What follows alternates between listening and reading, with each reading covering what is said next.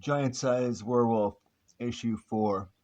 All new, two blockbusting book length full moon thrillers.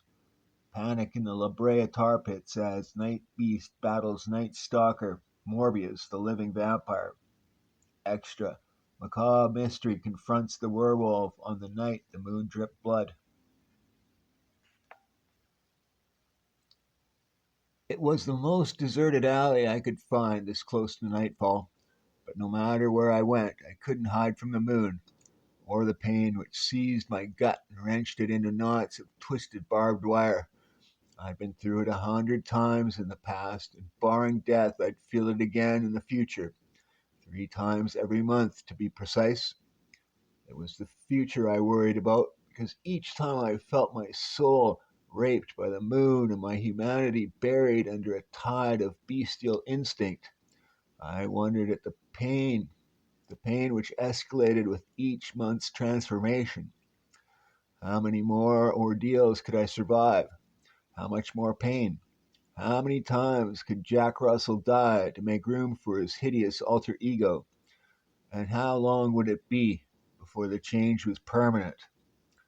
First night, and the werewolf howled in awakening rage. He shredded Jack Russell's $8 shirt from his bristling back, and his nostrils flared in disgust with the squalor of his environment. A meeting of blood. Here it is, a nightmare glimpsed through the feral eyes of a demon wolf. The garbage cans stank, containers of vile filth rotting in shadows stretching from ugly brick and stone. I snarled, lashed out, slamming the stench away from me, and bolted down the gloom stuffed alley toward freedom. But the alley was far from being a yellow brick road to freedom. It led only to more brick and stone, soot, smog, dirt, and decay, all wrapped in urban atrocity. A typical street in the slimy glory called LA.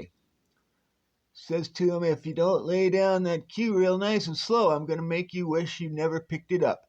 Because it's going to be rammed right up your. Hey, what was that? I saw more filth, and fear filled its face. They gaped at me in horror, but I had already fallen into a crouch, and there was nothing which could have prevented the consequent lunge. Look out! They fell back, stumbling over their fear as though it were a tangible obstacle. And those which didn't flee were very easy prey. Terror stained their faces between the blood, and they also fled, too aghast to summon the strength to scream.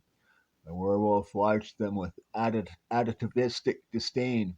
They were not worth pursuit, not with freedom just around the corner, not with the forest hiding somewhere amidst all this sprawling city, not with his natural element becoming seductively to every fiber of his primeval lust. I didn't know it, of course, but I was never destined to find the forest that night, because the city was a cancer which is spread far across the land, eclipsing the forest from all sight and scent. But I had known, I but had I known, I would have howled in rage. Elsewhere, in the Los Angeles night, there walks a woman. Her steps, slow and hesitant, proceed with monotonous cadence. Her eyes seldom blink as she moves through the slumbering city, and her purpose is as vacant as the intelligence hiding in those eyes. There are memories locked deep in her mind, horrible memories, but now they are nothing but the forgotten corridors leading to madness. Thus she walks, through confusion, disorientated, estranged, her conscience numb to all she passes, including a bizarre rooftop observer. It's her, at last, after months of long searching, I have found her. Abruptly, the observer launches himself from his dizzying vantage point, spreading his artificial wings to scoop the smog laden air. Like an arrow slicing the breeze, he plummets downward, downward toward confrontation. What? Who? Martine, it's me. Don't you remember me? Don't you remember who I am? I was your fiance, Martine. I'm. Morbius. Morbius. I can't seem to remember.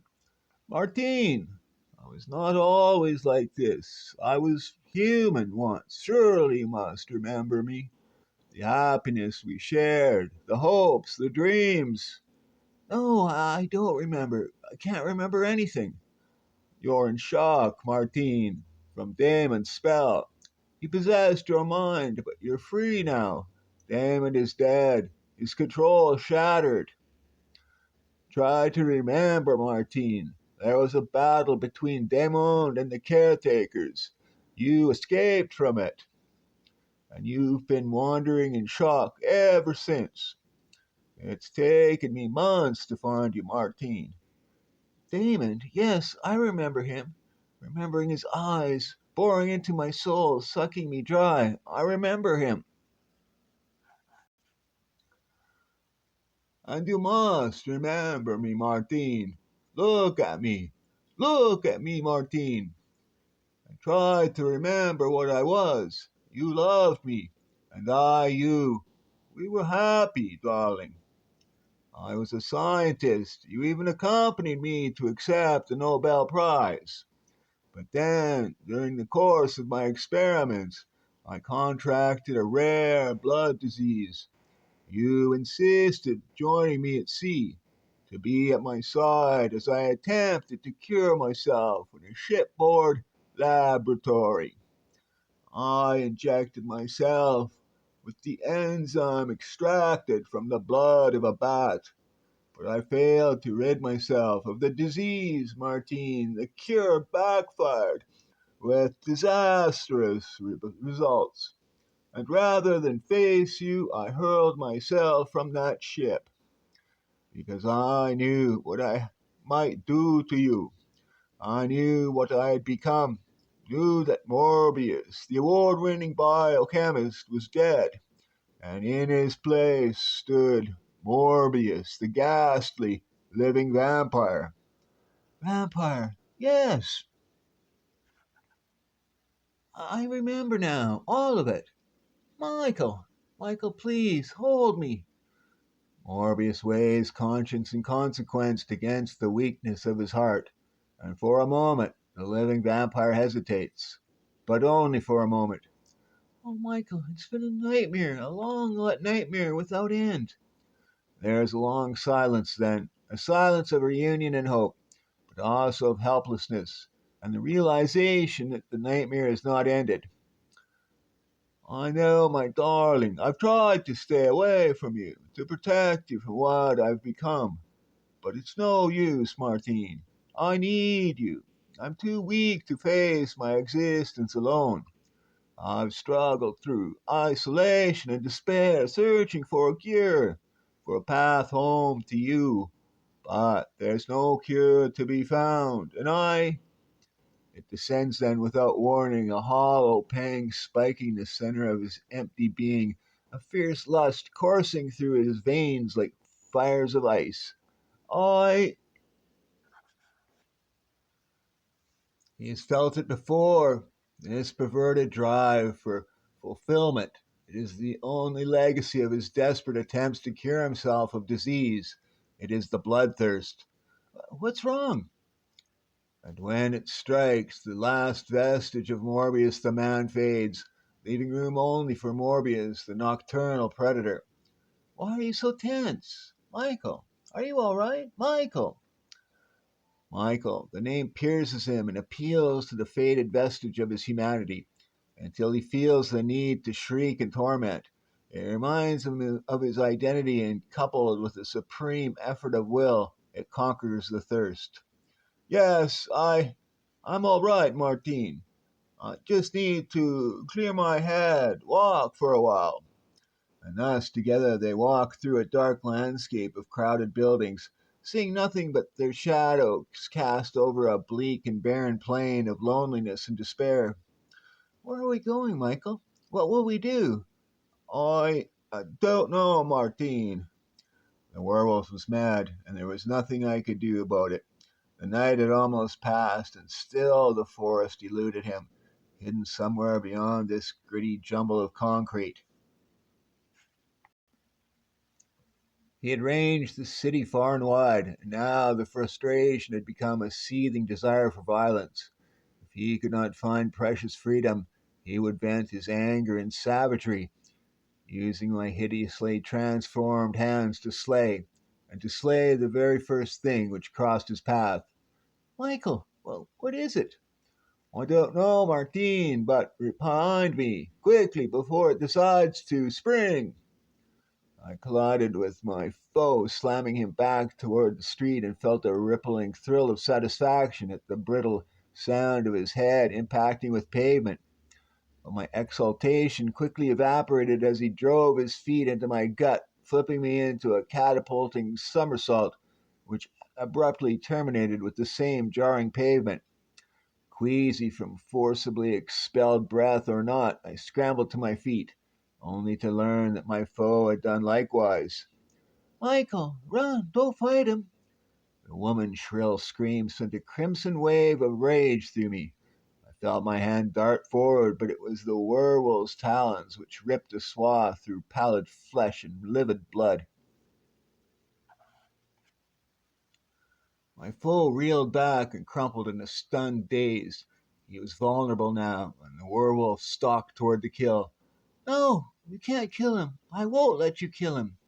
When the woman stridently intervened, she distracted the werewolf, swerved me away from my mission of murder. Leave him alone. I won't let you hurt him, and provided my foe with necessary respite. Martine! He plowed into me like a berserk demon. Let go of her. And when I hit the street, I saw something. You'll, you'll die now, beast. It was the sun rising to dawn's call of light. Die, even if you had attacked us. And my call of agony, because the thirst will not be denied twice in one night. His fangs pierced the fur at my throat and multiplied the agony induced by the sun. The dizziness assailed me, provoked on two fronts. I saw purple, then a swirling veil of dimming mist, which replaced the purple with encroaching blackness. So when it was over, the werewolf was gone and dawn was complete, but I saw nothing but a darkness deeper than night. How? How can this be? This is not the creature which attacked me. Michael, we've got to leave now. The light will weaken you. People will be coming out soon. Martine, who is he? How did he change? What have I done? Hurry, Michael, there isn't much time. We've got to get away from here. Find a room for the day where you can rest. The day passes like any other under the skies of Los Angeles. Warm, sunny, if not for the ubiquitous smog, and perhaps more leisurely than in other regions of the country. But it is a day which nevertheless succumbs to inevitable dusk, a dusk which seems drearier in those neighborhoods hosting decrepit hotels such as this one. Michael, can you hear me? Wake up, Michael. What? What is it? Michael, I found something in my pocket, something I didn't even know I had. It's something which might be able to tell us where I was, what I did. All that time I was in shock. It's the key to a post office box. The tag listed as belonging to the La Brea station, and the number on the box is 15 stamped on the key itself. We can't go now, but why? Is it dark yet? It will be in about 10 minutes. Then we only have to wait 10 minutes before unlocking the secret of your amnesia. We'll leave here by the fire escape. I see your eyes are struggling to open.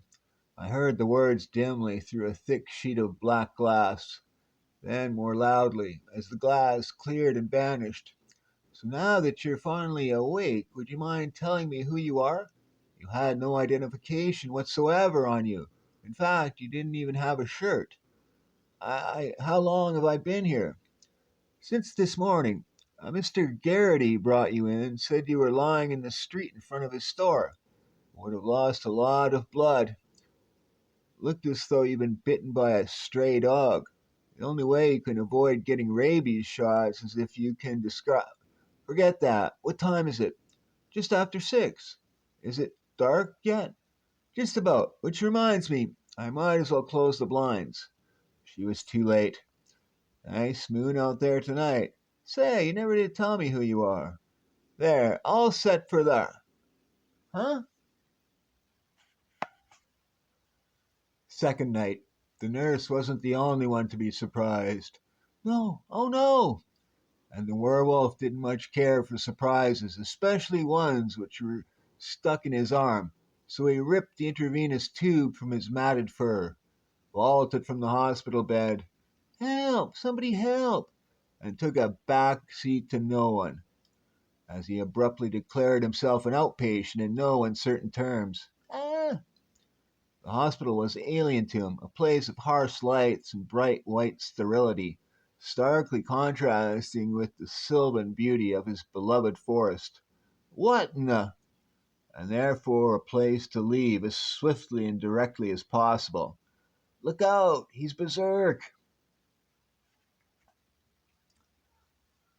The werewolf tumbled through the spewing cascade of glass and rose to feet which were already churning in a frantic run.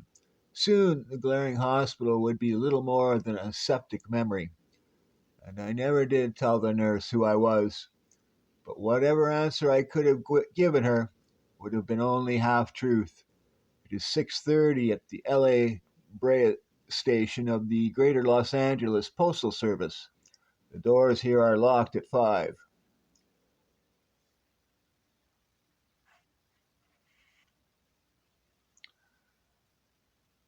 Michael, did you get it?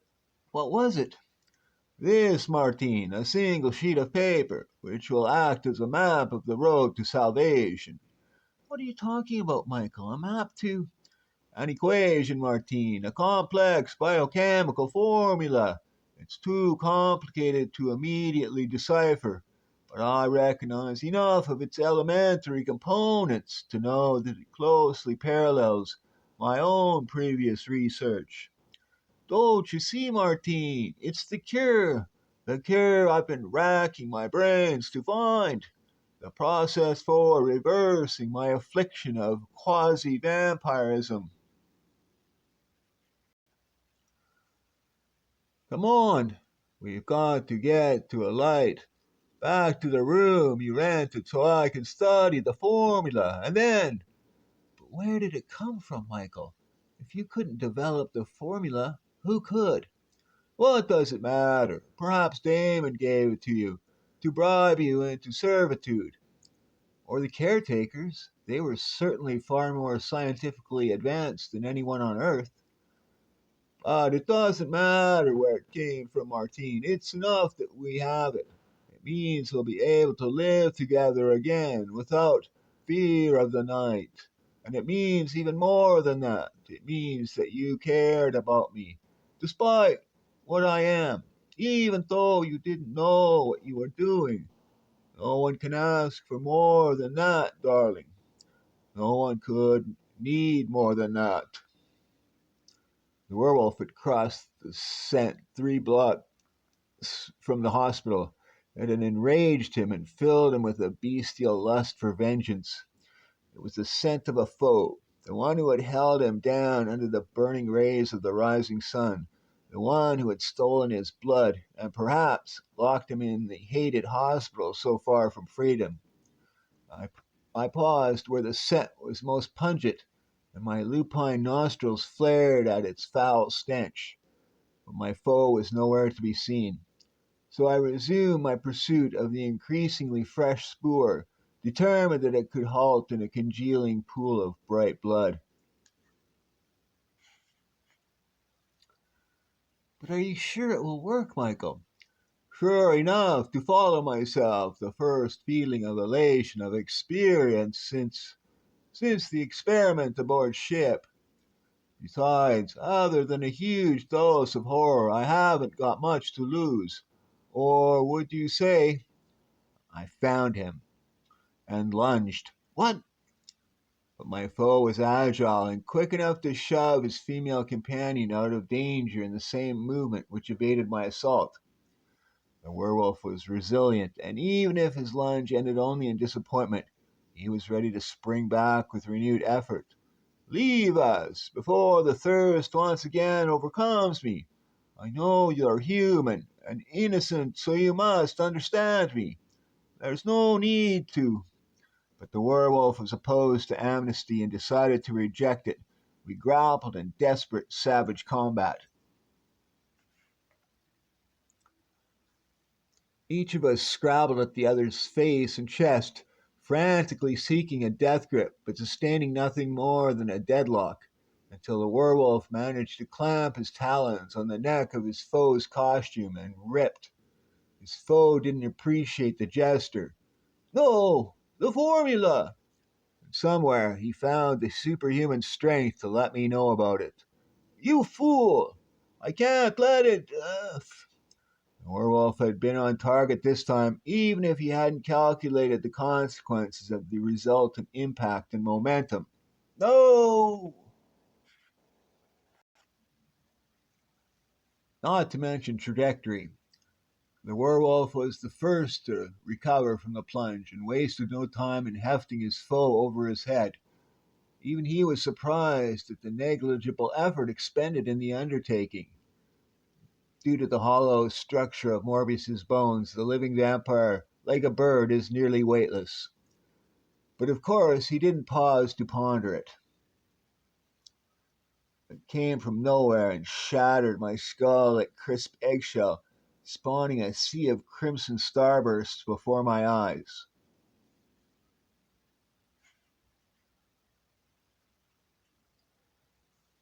And then I felt my throat choke itself. Another explosion of stars. Numbly, a brutal blow to my gut. And then the buoyant contact of a hot, sticky substance, the La Brea tar pits. The werewolf didn't know it, but he wasn't the first creature to feel the pit's embrace. The fossilized remains of many a prehistoric mammal had been dredged from the tar, now to adorn ghoulish exhibits of bestial stupidity.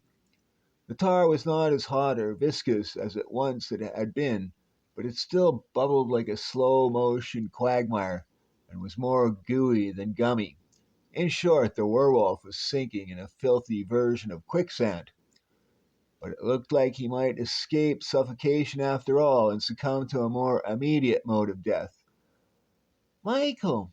But once again the woman intervened in his struggle with this new foe. Don't, Michael. What will killing him accomplish?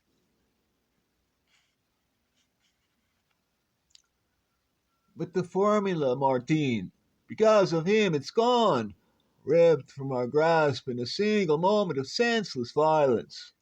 But think, Michael, why did you want the formula so desperately? Why did you treasure it?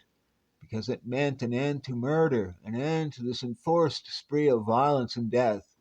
No one can blame you for succumbing to what you've become, for submitting to the thirst. But why kill him, Michael? You can't drink his blood. Kill him and you'll be murdering for vengeance. It will be the first true murder you've committed in your life. He's an innocent, Morbius. We saw him as human, no more than a youth. He's more than an innocent bit, Michael. He's a victim, just like you. A victim of a hideous existence he neither wants nor controls. Kill him, Michael, and you'll kill my love. Epilogue. Epilogue. The werewolf was free. Others were still trapped. The end.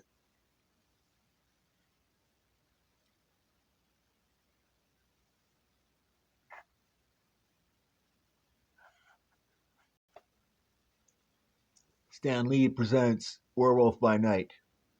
The moon had swollen to a lambent globe, lighting hell with bright horror. Its silver effusion stabbed down from the silent heavens and bathed Jack Russell with confusion, agony, and the bristling fur of a berserk wolf demon. At one time I would have laughed at that. I would have curled my lips into a sneer of sheer derision and scorn, and laughed like hell. But that was before I turned 18, before it happened for the first time, before I realized I was more than your everyday normal Jack Russell, that I was also a werewolf by night.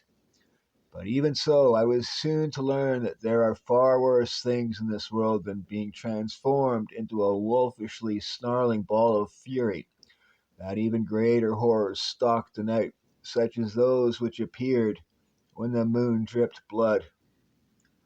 I was still stuck in half sleep as I stumbled toward the doorbell of my stepfather's Westwood mansion and opened the door to find Clary. One and the same, Bright Eyes, and have I got news for you. Clary's the bubbly, ebullient type, always excited about something, but vestiges of sleep and the impending moon prevented me from sharing her enthusiasm. You'll never guess, Jack. The most thrilling thing in the world just happened to me. How did you find me here, Clary? I looked up your stepfather's address in the phone book. Now, as I was saying, I can't thank you enough for introducing me to your writer friend Buck. He gave me a lift down to Mallet Studios this morning. Clary Winters, whose stage name is Melody Toon, is employed at Mallet Studios as an actress of sorts. Buck, isn't he a little old for you, Clary? You've got it all wrong, Jack. Buck was going to the studio strictly on business. He found an old film script in his files he wanted to try selling to Mallet. And since I know the people at the studio, he figured I could introduce him through appropriate channels. But my producer, Mr. Gabriel, wasn't exactly receptive. Sorry, Mr. Cowan, but my films are of a decidedly different nature than what you propose in this script. I suggest you approach someone who specializes in horror films. Buck tried not to show it, but I could feel his disappointment until Brad popped like an angel out of nowhere. Excuse me, did I hear Mr. Gabriel call you Cowan? Buck Cowan? That's right. Have we met before? No, sir, but I've read a lot of your magazine articles, and if that script of yours is as good as what I've read, I think you and me ought to talk. You see, stunt work on other folks' pictures is getting me down, so I've been saving my money for the time I can make my own picture. And since I just managed to get a loan as well, all I need now is a script and a cast. I'd like to use your script, Buck. And Clary, how'd you like to be the leading lady? It was wonderful, Jack, just the way I always dreamed it would be. And that's not all. You remember how Brad once asked if you'd be interested in working as a stuntman, Jack? Yeah? Back in issue 13 of Marvel's monthly incarnation of Werewolf by Night. Well, he wants you to double for the leading man in his picture. We leave for location work in 3 hours, so make up your mind fast, handsome. I couldn't pinpoint the precise aroma, but I just didn't like the smell of the whole thing. It was too sudden, too perfect. Brad's going to start filming this afternoon without even reading the script? Look, Jack, I admit this isn't the most professional project in the world. To tell the truth, it won't be much more than a drive in B flick. But it is a distinct cut above the grindhouse quickies I've been making until now.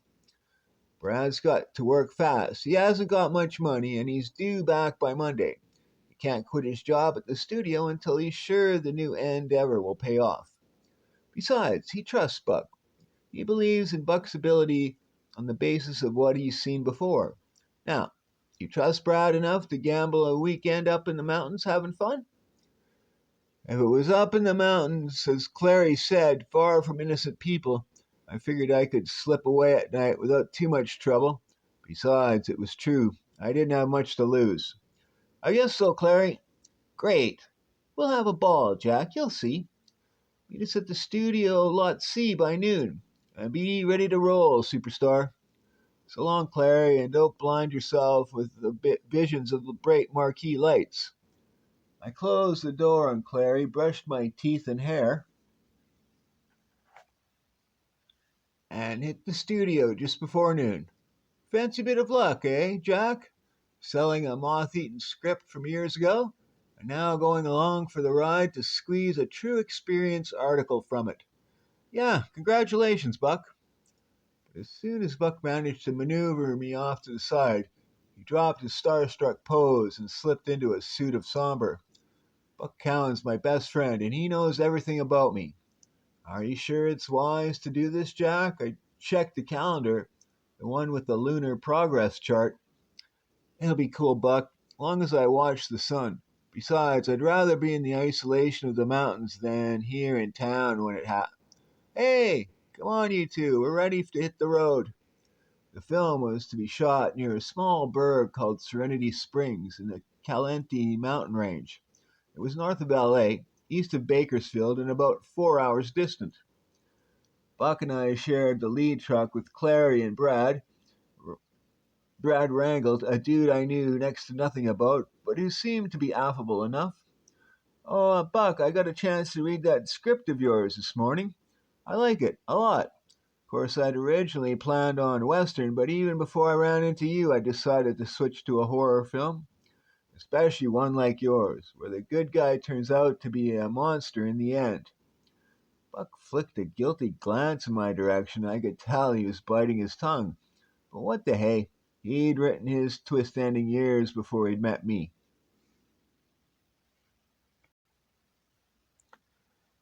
Neither Buck nor I felt particularly loquacious after that, so it was up to Brad and Clary to fill the silence with their grand plans of Universal fame and Hollywood fortune. Then we rolled into Serenity Springs, and it was time to get down to business. There were 2 good hours of light left, so I stuck around.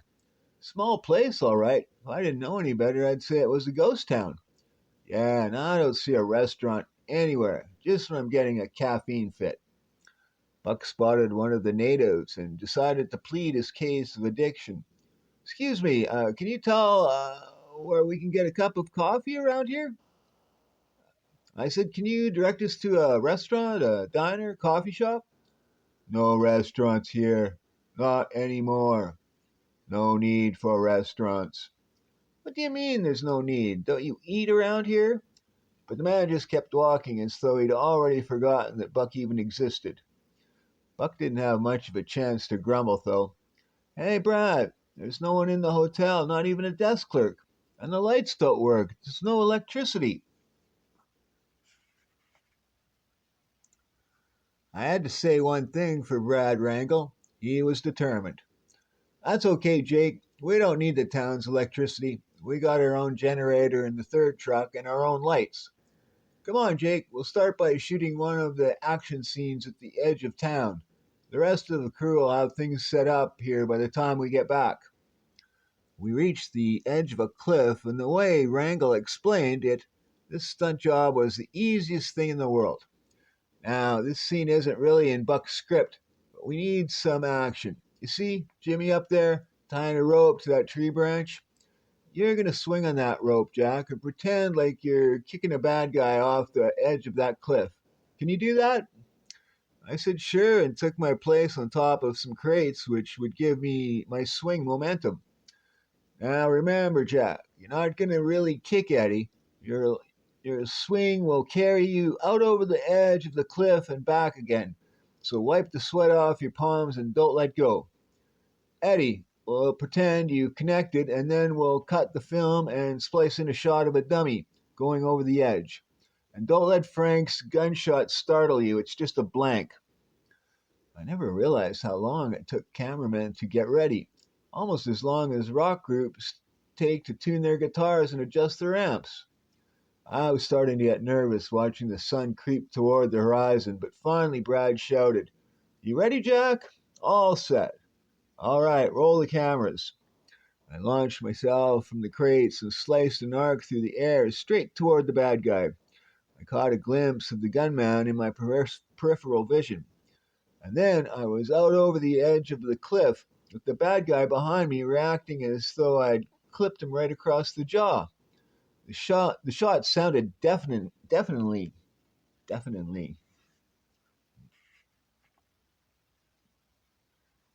I felt the rope go slack, and the wind whistling in my ears as I plummeted over the edge of that cliff in a collision course, with the bottom of the gorge. Whoever made those blanks should have taken a patent out of them, because they were the only blanks I'd ever seen capable of severing a rope at 50 paces. Come to think of it, the guy who fired that shot probably could have split Robin Hood's arrow. But why he didn't just plug me instead of being so elaborate about it, I didn't know. When I hit the frigidly churning waters, I didn't know much of anything other than the instinctive lust for survival. I fought the turbulence for a piece of the rocky shore, and won that fight only after being washed a quarter mile downstream.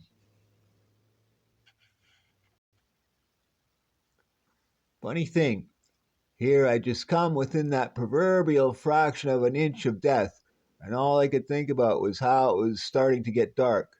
Or maybe it wasn't so funny after all, because suddenly it got very dark indeed, as dark as the deepest night. And when the lights flicked back on inside my skull, it was the deepest night, or at least as deep as night can get, when it's crowned with the light of the full moon. Familiar agony shredded my guts, as the dark and malevolent forces of lycanthropy sent shooting fire through my veins, and changed me, transformed me into a hideous man beast known as Werewolf. First night, and the monster ripped Jack Russell's shirt from his bristling back. The change was complete. I was no longer human, and the beast which now possessed me wanted nothing but freedom. Freedom to roam the forest with lupine abandon. Freedom to prowl the moon dappled wilderness in silent search of unsuspecting prey. Freedom to exercise the glory of sheer physical power and the ghastly freedom to kill.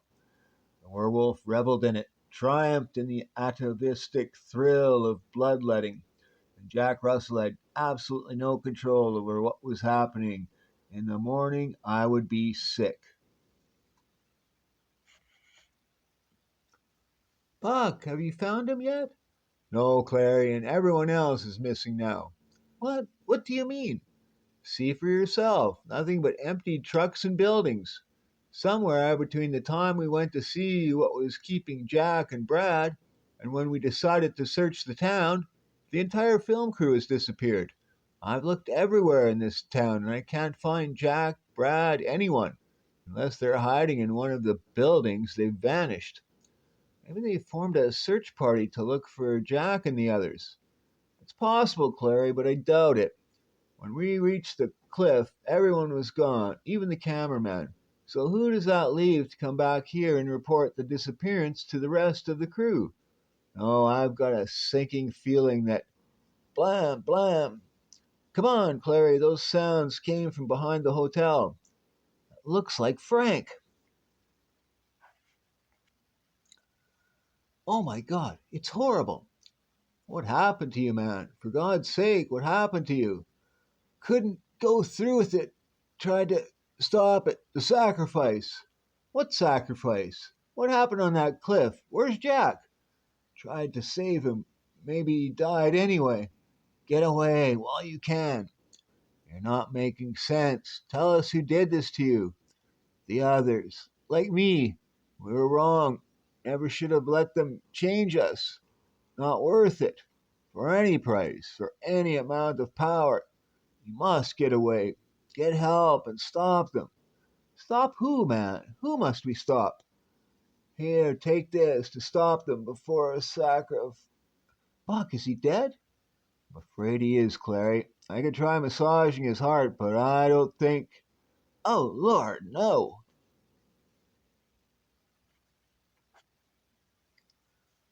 Buck, what's happening? Are we going mad? I don't know, Clary, but we've got to find a phone. It's dead, just like the electricity, just like everything in this blasted town. Buck, I'm scared. Lord, I'm scared, Buck. Let's get out of here, please.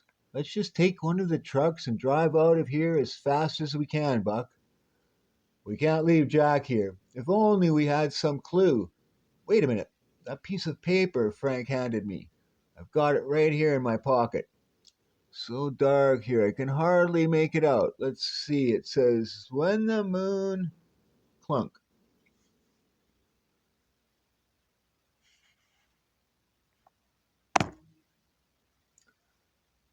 The werewolf was satisfied, glutted with the kill.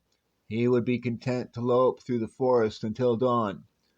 I've tried desperately to understand the strange relationship between Jack Russell's intellect and the werewolf's body. Sometimes it's as though I'm almost aware of what's happening, but completely out of control. At other times, it's like being semi unconscious, experiencing the werewolf's activities through the haze of a drugged nightmare. But either way, the memories are always the same in the morning, excruciating. This time I remember quite clearly that the werewolf approached a small mountain with an elevated cave bored into its side, and beneath that cave he discovered a skeleton. It was a most unique skeleton, but to the werewolf it represented nothing more than the remnants of another beast's kill. And after sniffing at it tentatively, he decided it was useless to him, and he slinked away from it back into the forest to spend the remainder of the night in its tree shrouded succor. I really don't know how much of that forest the werewolf managed to explore, but I do know I was almost noon by the time I made my way out of it.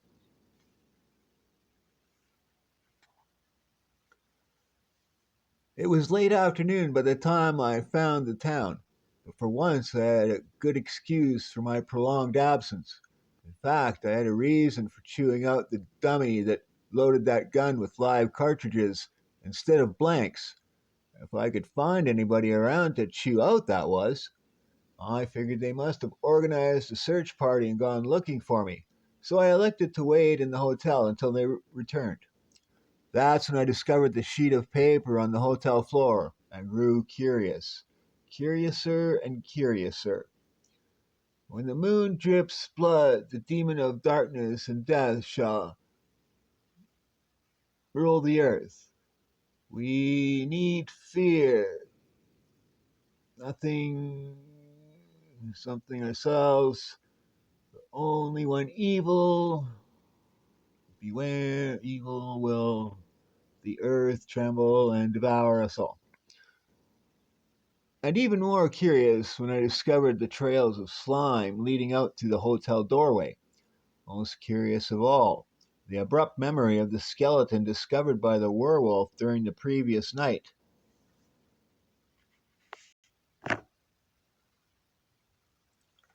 Suddenly, the utter desolation of Serenity Springs took on an ominous significance. On top of that, it would be dark soon. I followed the trails of slime at a high-speed hustle. They led out of town, and straight to the top of a mountain I remembered from the werewolf's nocturnal escapades. The side of that mountain wasn't the only place a hole had been bored. There was a vertical cave mouth as well as the traditional horizontal one. I peered down through it, but before I could yelp in shock, the back of my skull caved in. When I came to, I was in the company of friends and voices from off stage. Soon the moon will pass into conjunction with the pit of our Father, and then its life giving rays will unite with the blood of three to nourish the Father of all life and all evil. The ancient God who has stalked the stars between earth existed, and who shall grant us the power to rule at his side. It was Brad and the rest of the film crew. They were nuts. Now, my brothers, the moon begins to enter the cave. He was right. I could feel it. And the moment swiftly approaches when it will shine directly into the pit. It was already shining on me more than enough. The moment is here, my brothers. Second night, the werewolf concurred, and voiced his agreement in a snarl of raw-throated rage as he snapped his bonds in a single burst of frenzy. What? Stop him! He must not prevent the moon from dripping blood. Our Father hungers. Stop him! The werewolf didn't know what was happening, but since he considered anything that moved fair prey, he slashed at the onrushing loonies.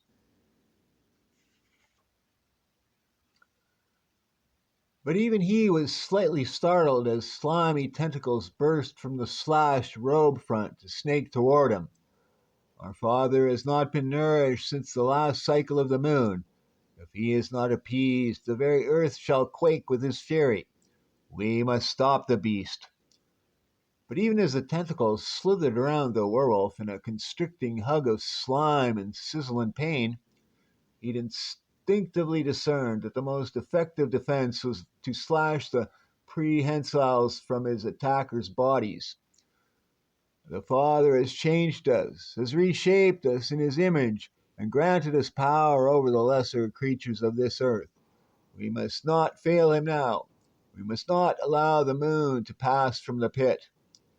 The werewolf swiftly learned that evading the burning tentacles completely was the best form of combat, and so he began tossing the hideous creatures away from him as soon as they came within range.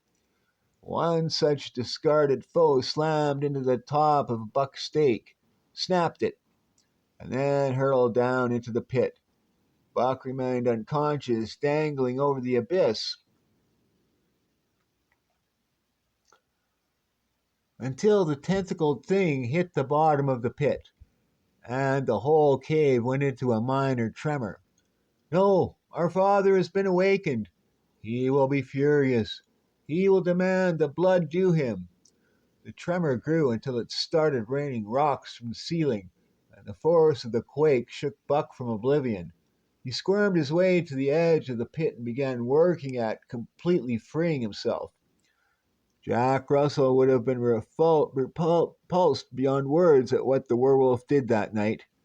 But to the beast, savagery was a way of life, and to be played to the gory hilt. Buck must have thought he woke up in the middle of a screaming berserko nightmare, but if so, I don't remember him complaining any. Instead, he just braved the crumbling ceiling in an effort to free Clary. He succeeded, too. No, the sacrifices have freed themselves. They must not escape. The thing that was once Brad Wrangle was foaming at the mouth by this time, and like I said before, I had to say one thing for him. He was determined. "Stop! Your blood must feed the Father of all worlds." And then the pit thing got hungry, just as Brad said it would, and decided to come up for its meal. "No, no, no!" Brad screamed all the way down. The sheet of paper had said, "For only when evil devours evil will the earth tremble and devour us all." A sect of the ceiling collapsed as the pit thing consumed Brad, and even the werewolf knew enough to split before he was consumed by the fury of evil, forced to taste itself and the crushing impact of a collapsing mountain. I keep telling myself that the mountain sealed that disgusting pit like a cork in a bottle, that the slimy tentacled thing which bloomed from its deepest bowels is now either dead or contained forever. How else can I assure myself of sanity? But at the time, the werewolf couldn't have cared less. All he cared about was roaming the forest, unfettered and free. In the morning, I'd have a lot to discuss with Buck. "Buck, well, what happened?" "Nothing, Clary, nothing at all. It was supposed to be a story in which the good guy turned out to be a monster in the end. No wonder Brad liked it so much. But Jack Russell, he hated it. And just where did that leave the werewolf?" The only answer was silence, and it seemed to emanate from the moon. The end. The return of the brain. That's right, I'm back. I told you I would be. Nothing can destroy the brain. I may be anywhere, probably lurking right near you as you read this. I have no body. That was executed long ago by the American executioners in Germany. But the most powerful force for evil in all the world is still alive, the brain. And I've found someone at last who will obey my every command. Originally presented in Adventures in Terror number 6. There is no name for what I am. once I belonged to Otto von Schmitzder, the famous and infamous Nazi scientist. But he is dead, executed as a war criminal. Yes, he is dead, but I am still alive, for I am his brain. I looked for one body to inhabit, to which I could bring my genius. I thought I had found it in an American soldier, but he was too stupid and failed me when he destroyed himself rather than serve me, the brain. Poor Larry sounded like he went crazy before he died. Brain? Von Schmitzter? What did he mean?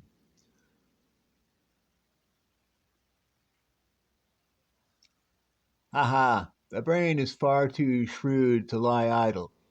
It was easy for me to steal along the byways and alleys to my destination. Europe is sick and corrupt. There was only one place for a genius like mine, America. Hey, Pete, did something fall?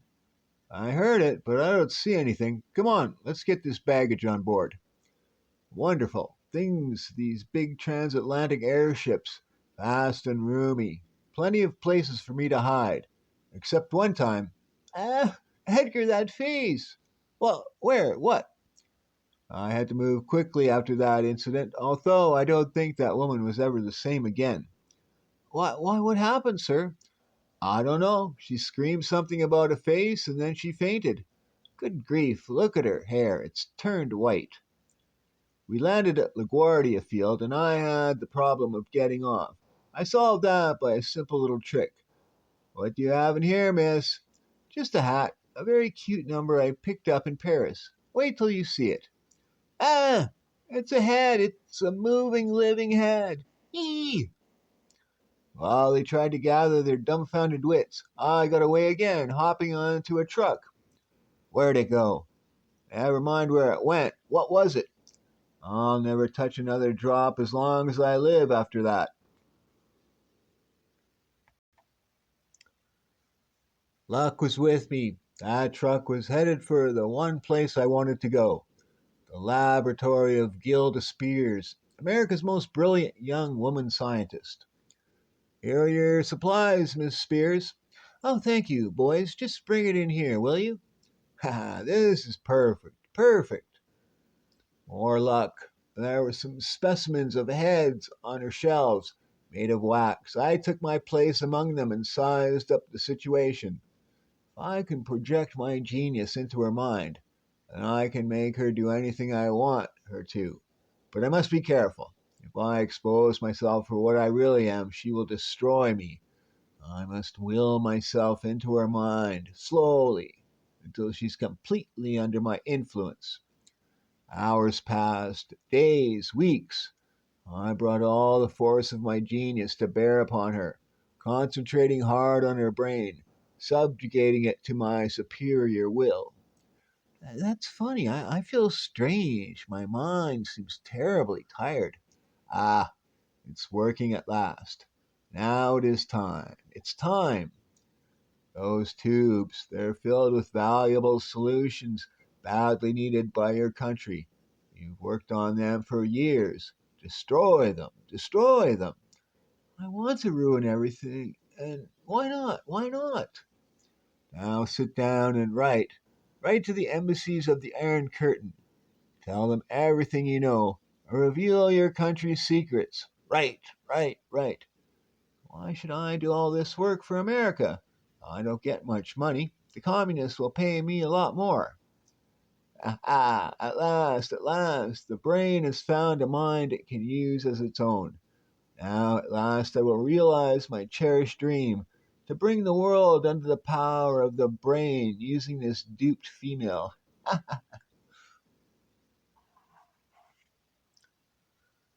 Wherever she went, I followed, with my will, telling her what to do and what to say.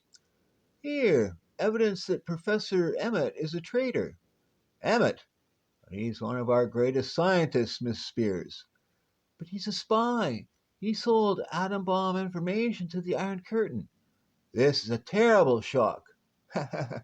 Getting Emmett out of the way is a master stroke. Then one day she had a visitor. This was FBI agent Steve Manners. Gilda, I've known you a long time, and you know that I've always been in love with you. I can't believe that you've turned spy for the Iron Curtain. I don't know what you're talking about, Steve. I'm talking about this. The letters you wrote to the dictators of the Iron Curtain, giving the results of your tests. We intercepted all of them, Gilda. Blast him for a dolt. I didn't anticipate this.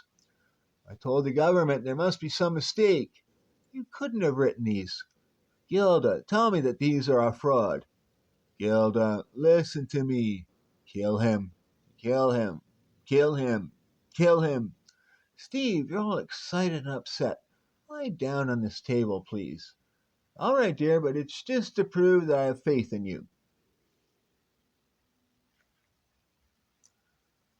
The fool, blinded by his love, submitted to the examination. I planned a slow death for him at the hands of the body that was carrying out the will of my superior genius. Drain his blood, drop by drop. Let him die a slow, lingering death. Just relax, Steve, relax. Kill him, and you and I will go to another country where I can really use my genius. There, the mighty brain of Otto von Schnitzler will flourish in all its glory, and it will conquer the world. Kill, kill, kill. What's that? Whose voice is that? Voice? I heard no voice. Lie still, Steve. Fool that I was! In my excitement, I forgot and shouted out my orders instead of transmitting them by mental telepathy. Manners jumped up, looking for me. I heard someone ordering you to kill me. Who is it? Where is he hiding? There's no one here. The scalpel, Gilda. Take the scalpel and kill him with it, quickly. Good gracious, it's one of these heads. The scalpel. Kill him with it, you fool. Ah! Yes, yes, I'll kill him. I bounced around in my fury, urging that stupid girl to strike, but somehow she hesitated. That head, it's alive. What in heaven's name is it? Give me that, Gilda. I'm taking care of that thing, whatever it is.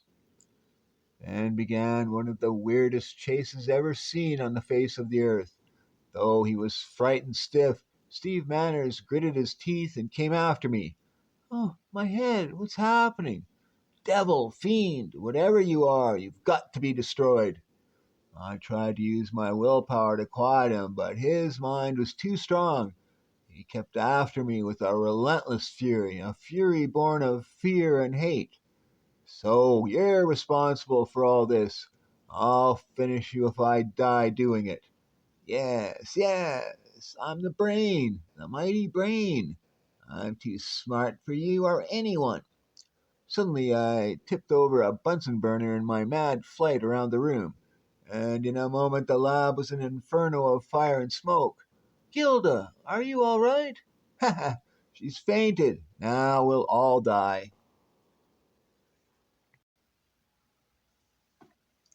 But that stupid American acted quicker than I gave him credit for. He picked the girl up and rushed out of the burning lab, leaving me to burn. Wait! Don't leave me. A brain as mighty as mine can't die like this. Help! Die, like the devil you are. But that was just my cunning mind at work again. You see, I wanted him to think I was helpless. I wanted him to think I was dead.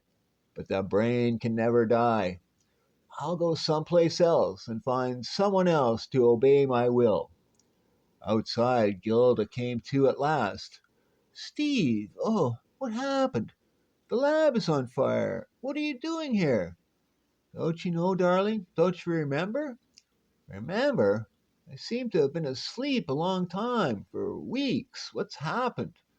It's just as well you didn't know, Gilda. There was an accident. The lab is destroyed. We've got to hurry and build another one. I've got so much work to do. The government needs me, Steve. Yes, darling, we'll build another one. Now that there's nothing in the way to prevent you. He means me. He thinks I'm dead. But I'm not. My brain is still very much alive, and I'll find another willing tool soon. Someone who will obey the commands of my mind. Be careful. Be on guard. I may choose you. The end.